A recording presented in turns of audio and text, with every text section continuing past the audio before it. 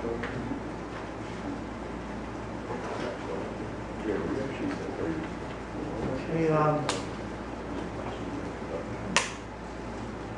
Michael, can you tell me what rationalism is? I asked you to read those sheets I passed out last night.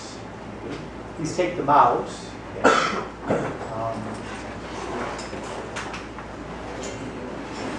How about the Enlightenment? Addressing me again. I discussed this yesterday. What is the Enlightenment? Who can tell me what the Enlightenment is? It refers to a period of time and movement. What is it? Wasn't it when they were like the inventions and stuff with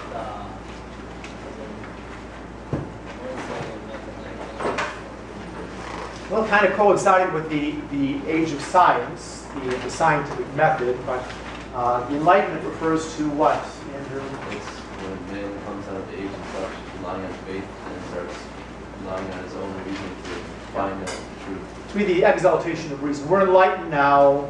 We discovered the scientific method, and we don't really need God and His revelation to get along. Okay, that's secondary. Our reason is supreme. Putting that over everything else. And get us back on here. Let's see.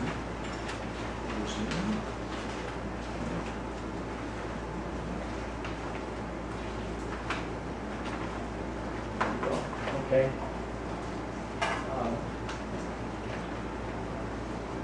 The reason I'm going over this is because what this deals with is the philosophical underpinnings of our modern day problems. Okay? And Nevin, you can just keep yours, okay? Well, I was just going to share it with you. Yeah. Well, just keep yours, okay? I expect people to show up with their materials in class once I hand them out, okay? So, this gives the philosophical underpinnings of where we're at today, the problems we have. Ideas have consequences. Okay? And the Enlightenment philosophers, well, they've affected the way people think and act and our culture, our modern day way of looking at things. Okay? Enlightenment, just said what that was, depending upon reason rather than the revelation of God to discover truths about man and the world. We don't really need God anymore. Rationalism is a philosophic system, a system of thought. It holds that human reason, self-sufficient, doesn't need to be enlightened by God to know all that's necessary for personal and societal well-being. We can get along just fine without God, without the Bible, without any revelation, using our reason. It's part of the Enlightenment thinking. Okay? Even faith and revelation, what God has revealed, can be judged according to the standard of purely human reason. So we're going to look at what God has told us, and well, what that means practically. If you're a rationalist, Jesus is not God because God cannot become man. That's not rational. Three persons in one God, that's not rational. How can there be three persons in one God? This takes faith to believe it. Reason cannot reach that. And it's faith that we believe that Jesus is who He says He is, God who became man. You can't reason to this. You can't prove this. And that means also that the possibility of miracles can't be accepted. There are some so-called biblical scholars who deny the possibility of miracles. And in fact, one Joseph Cardinal Ratzinger gave a talk on this years ago. And he says this is a problem with modern biblical scholarship. Okay. Anyway, that's rationalist. Skepticism is kind of a child of the rationalists too, and Enlightenment. Okay. In social political thought, Enlightenment thinkers embrace skepticism. This holds that real objective truth about things, okay, human nature, good, evil, cannot be known with certainty. We're just skeptical about things. We cannot know. Our minds aren't really sufficient to know all these things that we need to know. the possibility of true knowledge, the legitimacy of human knowing. There are doubts about this. Okay? And then finally, empiricism. That's a child of the Enlightenment as well. In moral philosophy, the system of thought which holds that the only source of knowledge is experience. We just have to experience things to get knowledge. Our mind, it denies that our mind can arrive at universal concepts and make judgments about the nature of things, like what man is, what human nature is. We can't make a judgment about that. I'll explain that a little farther on about universals, okay? Empiricism holds that the common sensible representations of individual objects are not sufficient to explain universal concepts. Universal concept means like man. Okay? We look at individual human beings, we get a concept of what man is. We look at dogs, we get a concept of what a dog is, what is dogness. That's a universal concept. And the Enlightenment thinkers, the empiricists, said we can't do that. We just have to look at each individual thing and consider it in itself. We can't say that there's a human nature to talk about. Well, that's not reasonable. Ancient philosophy refuted that. Okay? But these were the Enlightenment thinkers that came with new thinking. This has consequences, which I go on to explain. Okay? So, we cannot speak of human nature as such, only individual human beings who appear to have similar characteristics. Consequently, if there's no such thing as a human nature, we can't have moral laws which bind everyone, because someone may be different. Okay? And no universal moral laws for our will to obey or to our mind to accept, since all knowledge is conditioned on our limited past experience and unpredictable experience still to come. See, there's this idea of skepticism in that too. Now, traditional philosophy, the ancient Greeks, Aristotle, and the church, St. Thomas Aquinas, he's the greatest thinker, the greatest mind ever in the church, holds that our minds can arrive at objective truth of things and come to know the nature of things through universal concepts, like man, the human person, dog, tree. Our minds can arrive at universal concepts like man, dog, by, how do we do this? We abstract from the individuals, okay? You can look at, you see a number of animals, you see cats, you see dogs, you see lions, you see tigers, okay? You can make a judgment about, okay, putting these in different genus and species, okay? You're abstracting from the individuals, but saying, okay, these things have certain characteristics. We can know their nature, know what a dog does. We can know what a cat does. We can know what man is, and what man does by studying man. We abstract from concrete individual objects. That's what universal concepts are. Okay? Universal concepts. So, John is a man, Paul is a man. We know what man is. Okay? Fido is a dog, Max is a dog. We can arrive at universal concepts like man and dog, know the nature of these objects. And when we're talking about the ability to know things, it's important. Well, skepticism, and especially empiricism, lead to relativism, which in philosophy holds there's no absolute objective truth. Rather, truth is subjective. It depends upon the subject, on me. The individual person. What's true for me may not be true for you. Okay? So,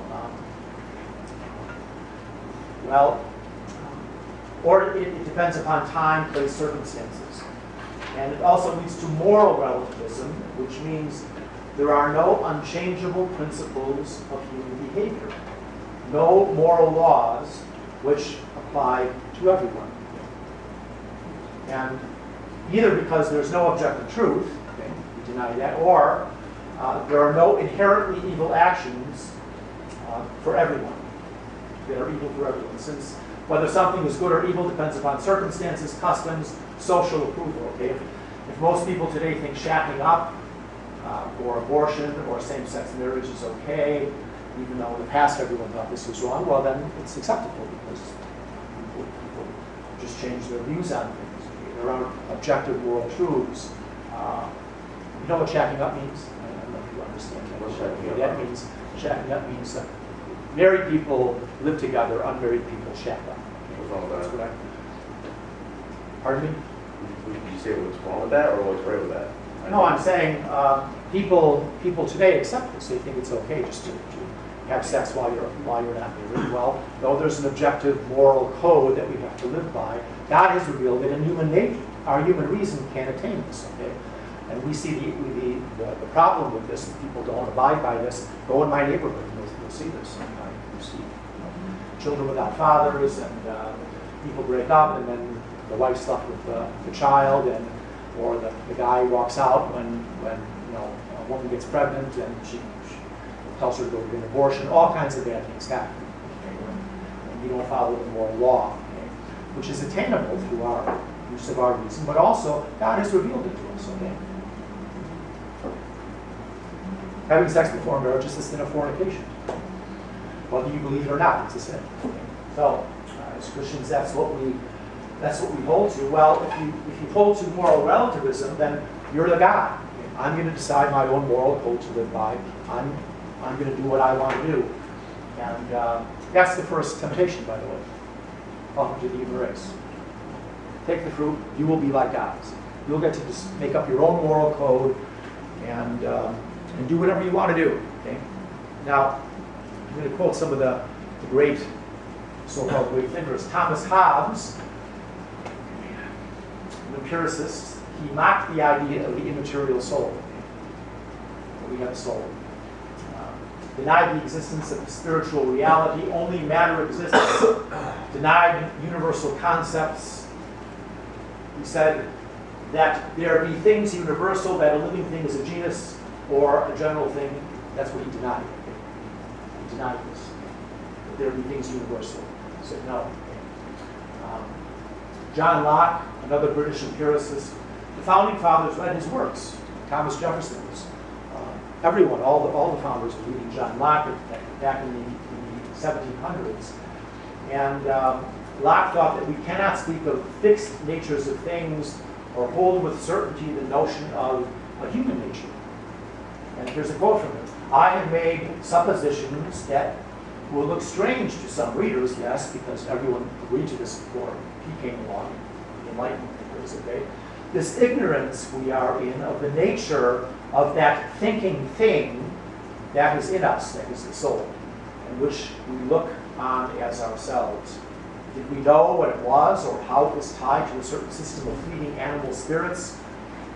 In other words, our souls are tied to animal spirits. Well, no, they're not. Okay, this was his speculation. Okay, or whether it could or could not perform its operations of thinking and memory out of the body.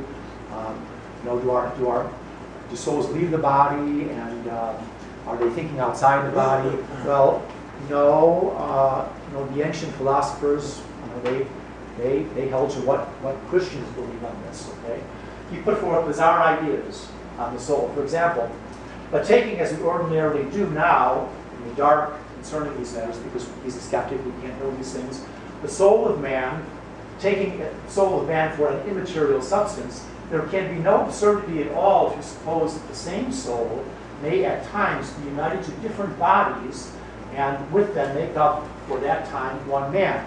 So, maybe my soul is your soul and your soul is my soul. Maybe we all share one soul. Well, no, there's no rational way to arrive at this. No, we all have an individual soul that's in our bodies. This is what Christianity reveals, and this is what even the ancient philosophers had held. Okay, and just to quote him again to show how off his ideas were, or out of line with common thinking, he hypothesized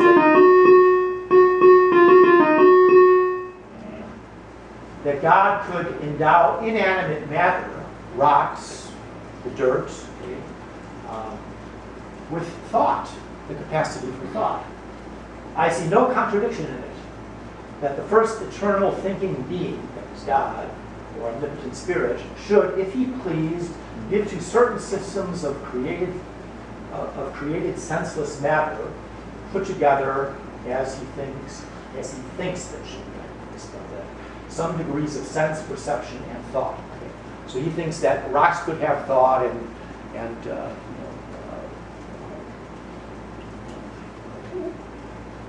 petrified wood could have thought. Lifeless matter can have thought. Well, no, there's no evidence of this, okay? We know things from our senses. We can look at rocks and know rocks don't think. Rocks don't sense things, okay? You can chop up a rock, it's not going to be in pain. Okay? Animals experience pain, the higher animals. We know this from our senses. We can trust our senses. Okay? That's what they're doubting. We can't trust our senses. That's why I gave that paper out in the Problem Debate. Yes, people like this were saying, well, you put a stick in the water, it looks bent. We can't trust our senses. No, we can trust our senses. That's how it's supposed to look, because it's in water. Okay?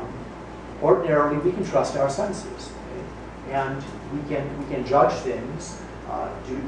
Does the chair, does this floor, does it think, does it perceive, does this? Is the podium getting hurt by my doing this? John Locke would say, well, maybe it is. Well, no. We use our reason to determine, no, this is not. This is inanimate matter, lifeless matter.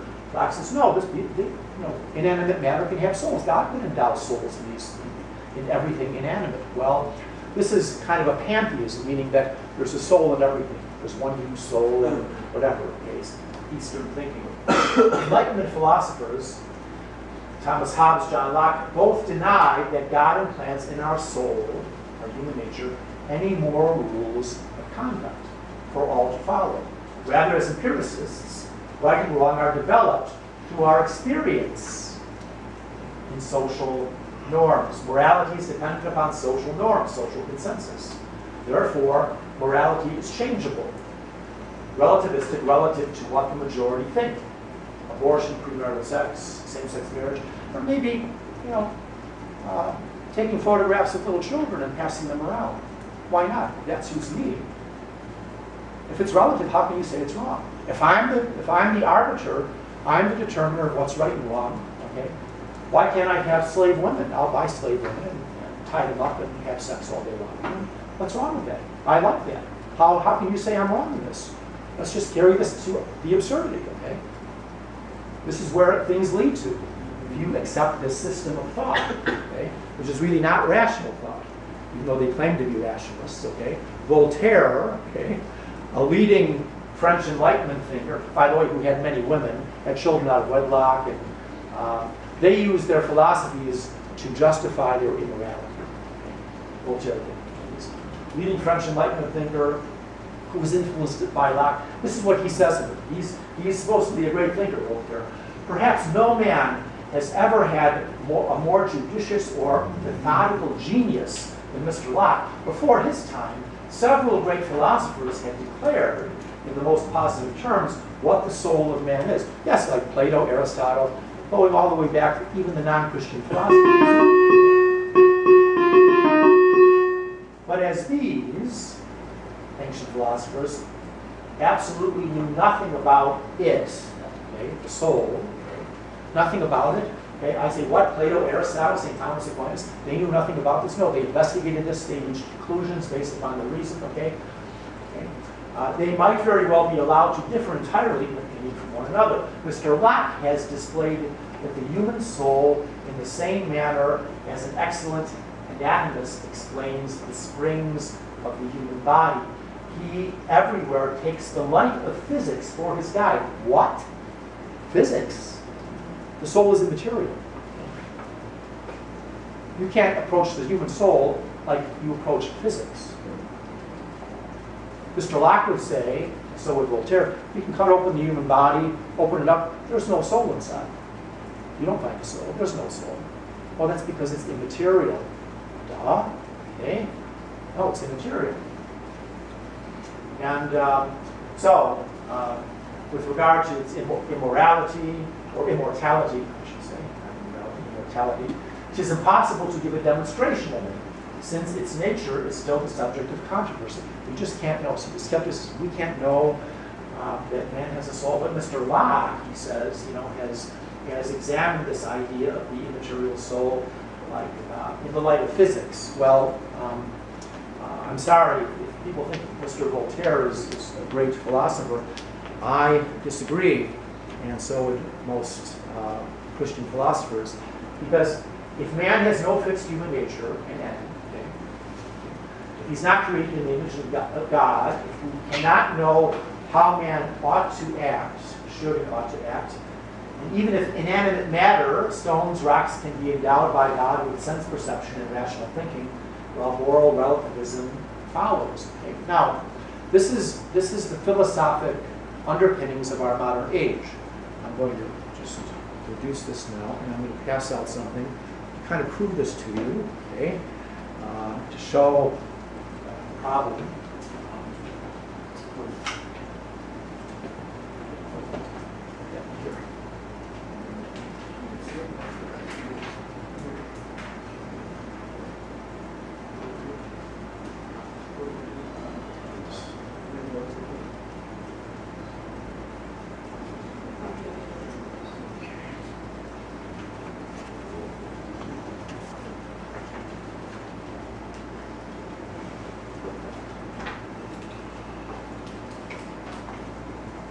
This was a survey. I taught a course just like this 12 years ago.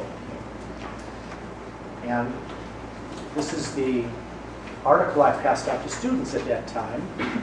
I don't have the more recent figures, but this is probably accurate. It's probably more pronounced now. This came from the Catholic Post. It's a Catholic newspaper.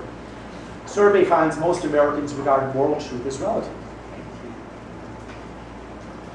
And if you go down on the left-hand column, a little more than halfway down, where I have a little line drawn here, among teens surveyed, 83%, and this was by the Barna group, they do many surveys on moral, religious matters, 83% of teens said moral truth always depends upon the situation or circumstance. Always. So, 75% of young adults, 55% of those 36 to 55, 61% of those over 55 said that moral truth always depends upon the situation or circumstances. So, if I'm married, or I'm a priest, okay? If I decide to go to a bar and pick up a woman and spend a night in a hotel, well, if I feel like doing it, then what's wrong with that? Yeah, right, yeah, sure. Okay, you're going to live life like that, okay? If you like to have sex with children, okay? Well, then why not do this? Okay? Why not just go out and kidnap children? Okay? I mean, you can justify anything. Okay? I'm sure that there are criminals sitting in prison who think, well, why am I here? Because I was just following my own moral code, and who are you to tell me that I'm doing something wrong? Well, in the second column there, the second paragraph from the end, in the second column, among teens, only 20% said they based their ethical or moral choices on principles or standards. Sad. The third column says, where I've got the little line there, other sources of moral choice that teens said best describe their own decisions were whatever feels right or comfortable in the situation. 38% said that. Whatever feels right in the situation. Whatever will bring the most positive outcome personally. 16% said that. If this will benefit me, well, then I'll steal from you if this benefits me. Why not? Who are you to say that I'm wrong? If your presence aggravates me, well, what if I just kill you? This is the source of students picking up guns and going into school and just shooting people. You're causing me pain, so I'll just get rid of you. Okay? Well, who are you? How can we say they're wrong if they're following their own moral code? If you adhere to this philosophy, you can't say they're wrong. You can't say that the fellows who flew into the Twin Towers in New York City did wrong. They were following their own moral code. If there's no objective moral code, I can do whatever I want. I can do whatever I want to you. You can do whatever you want to me. You have moral opinions. Okay? you have chaos. Well, this isn't reasonable. It's not rational because of what I've just said.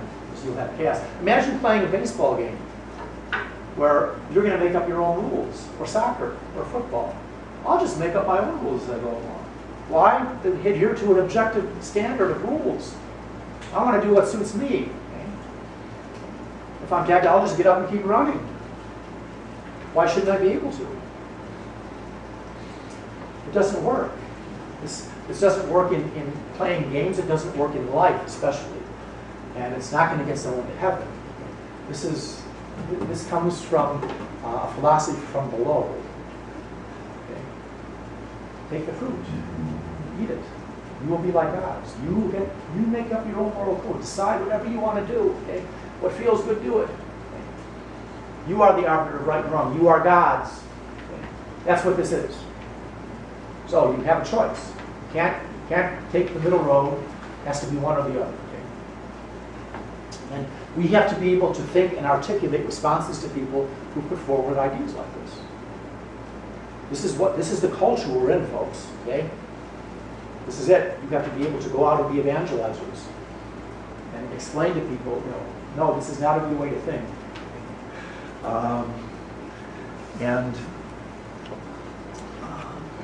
Anyway, and I can't get out of this thing for some reason. Turn off this. Finally it came off. Okay. Now, this class is titled Apologetics. And it comes from a Greek word. Okay. Apologetics.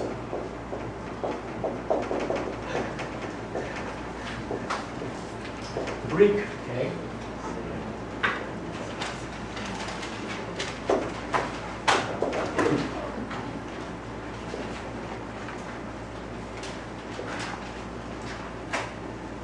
Anyone know what this is? Right here? Pi, okay. This is Greek for P, okay. Letter P, okay. This is apologia, okay. Apologia. Get apologetics from Greek. Apologia. This is G in Greek, okay. Apologia, the O's are the same. This is A, okay. Apologia means defense, okay. Apologia means defense. So, apologetics, the definition of apologetics is this, okay? The science of explaining and defending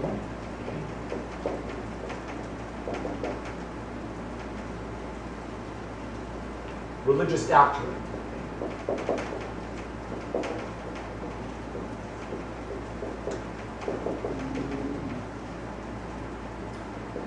Showing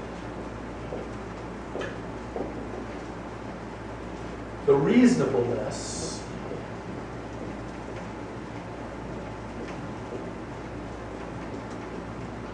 of what we believe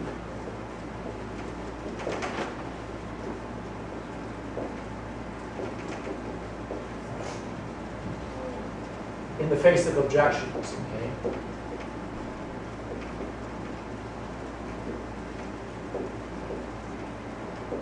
Some people may not like it when we show the reasonableness of our beliefs. There's a famous saint called Justin Martyr.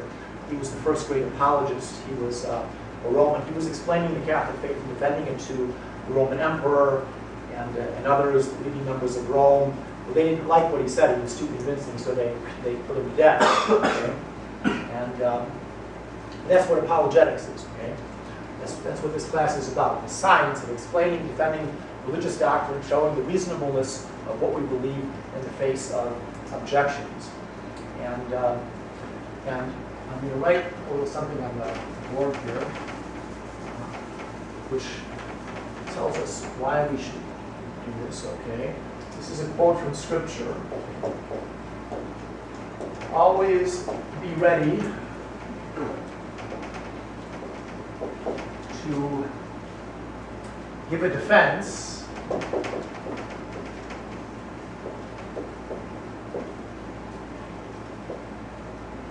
and that's the Greek word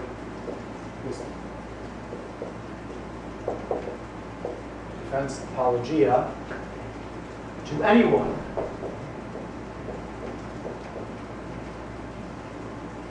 who asks you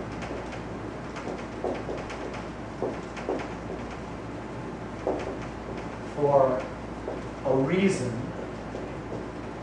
for your hope.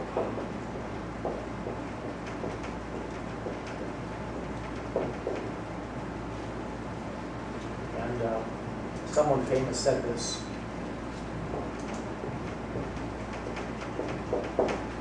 St. Peter the First Pope, 315. Always be ready to give a defense to anyone who asks you for a reason for your hope. To be good evangelizers, to participate in this great work of evangelizing our culture, all the relativists, the moral relativists out there, we have to be able to give an explanation and a reason for what we believe. Show its reasonableness. Yeah. Everything from why we believe in God, it's reasonable to believe in God, it's reasonable to believe in an immaterial soul. The ancient Greek philosophers did. They believed we had an immortal soul. Aristotle and Plato, they reasoned to this. They weren't given a revelation. We were given a revelation by God. We have a soul. Okay? But the ancient philosophers reasoned to this. They couldn't reason to God being three persons in one God. Can't do that. That's revelation. That would be revealed. But it's not unreasonable to think that. And I'll show you how we show through reasoning why this is worthy of belief. It's one of the things we're going to study this semester. But this is what apologetics deals with. And we have to be good evangelizers. Go out there and fight the good fight. And can't be lazy. You have to study. Okay. If we're going to always be ready to give a defense, okay, you've got to study. You've got to know our faith. That's why you're in class here. So that'll be it for today. Any questions?